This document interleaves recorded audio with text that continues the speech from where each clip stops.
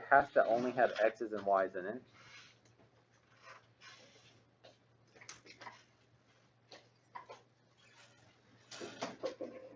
Okay, so on a question like this, again, a question this long is not likely to ever be on your AP exam. Remember, non-calculator questions, 2 minutes per average, calculator questions, 3 minutes per average. I don't think that we can reasonably work this in 3 minutes or 2 minutes. But the skills that come up in this question are likely to come up in questions that you guys see. So we should not take very long to take the derivative of a constant. To take this derivative, you need to know pretty quickly that that's product rule. Derivative of x with y left alone plus the derivative of y with x left alone. Try not to make it more complicated than it has to be. The derivative of 7x would be 7. And the derivative of minus 3y would be minus 3 y prime, because x is what we're taking it with respect to. So to actually take the derivative, especially with a lot of practice, that should start to be feeling a little more comfortable to you. Now, to take the second derivative, I'm probably going to simplify this and actually solve it for y prime. I think that would be the easiest. So to solve for y prime, we need to isolate y prime. So get everything with a y prime on one side, everything without a y prime on the other side. So I subtracted some stuff and added some stuff. This is not a common algebra step. Yeah. Wouldn't it be, whenever you distribute the -2, wouldn't it be -2y minus 2xy? Or is that? Where at? Yeah. Like on, whenever it's 0 minus 2, in the parentheses y plus y on x. Yeah, you distribute this. Oh, okay. Distribute this. Okay, I see. You okay with that? I just changed it. Oh. I changed it while you asked because I saw it. But oh, so this would be minus 2. Yeah, so be careful. Just because something's more familiar, it's easy to make sign errors. But what I was about to say is that this is an uncommon solving step, but it comes up a whole lot in implicit. Factor out the y prime. Undo times with divide.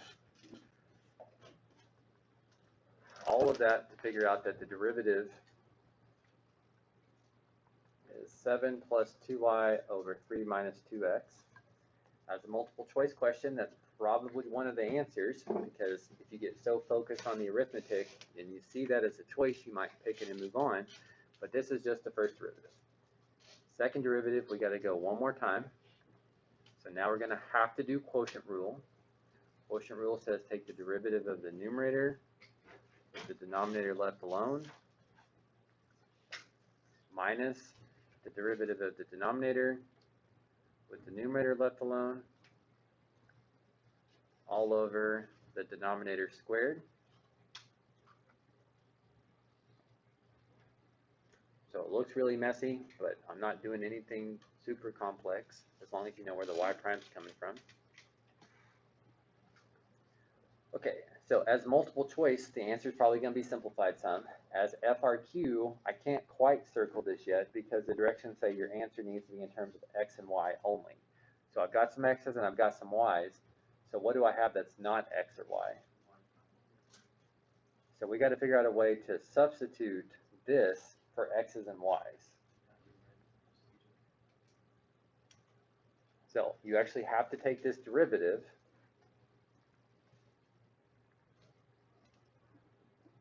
And instead of saying y prime, we can plug in that stuff. This is like plus 2. Okay, so now if this was an FRQ and it just had find the second derivative, you should stop here. There's no reason to keep going. Multiple choice, though, is certainly going to simplify. So what is one thing that's going to simplify in this? Okay, times, divide. Luckily, those just go away. That helps a whole lot. Distribute here could be like 14 plus 4y. distribute here, 14 plus 4y. I'm not going to mess with the denominator unless I think I have to. Foiling this out is almost always a bad idea. 28 plus 4y on top, this stuff on bottom. And then the only other thing that I think the answer did is I think it factored out of 4.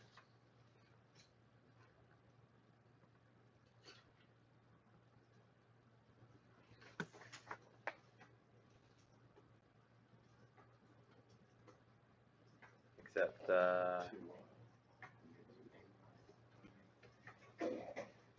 yeah, 4y plus 4y should have been 8y. So factoring out of 4 should have left this as 2y.